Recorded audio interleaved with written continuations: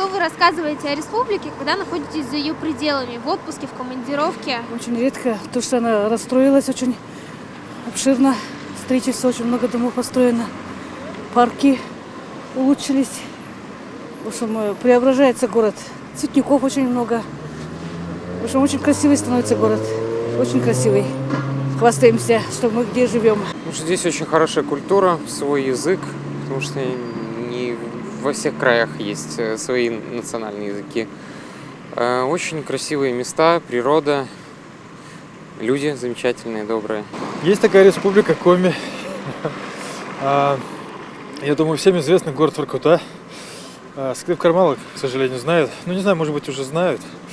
Но про Воркуту много слышали. Ну, не знаю, в те времена, еще в 90-х годах, когда служил, не особо с хорошей точки зрения высказывались. Но в целом слышали. Вот. Ну, о народных промыслах также слышно было сказано. Что еще? Ну, люди поющие у нас, наверное. Коми народ, хороший народ, добрый народ. Люди отзывчивые, и я очень уважаю. В Эстонии, когда бывало, мы говорим о том, что это братские народы, что это угро-финские народы. Они, кстати, очень хорошо относятся к нам, к Сыктывкару и к нашей культуре. Рассказывали, что здесь очень хорошие, добрые люди. А про природу, про климат? И про природу, и климат суровый зимой. Ну, в принципе, ничего плохого не говорили. О снеге, о зиме.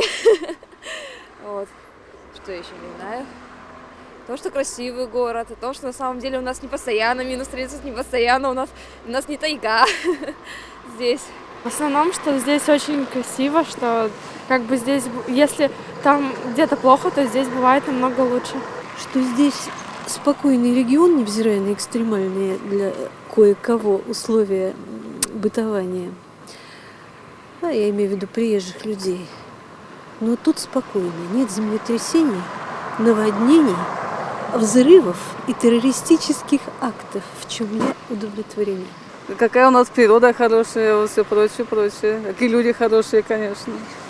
Рассказываю, что республика богатая, разнообразная, много интересных мест здесь есть. Слушайте, север и юг, разная природа. Что у нас холодно. Что у нас леса много добывают, а бумага делают.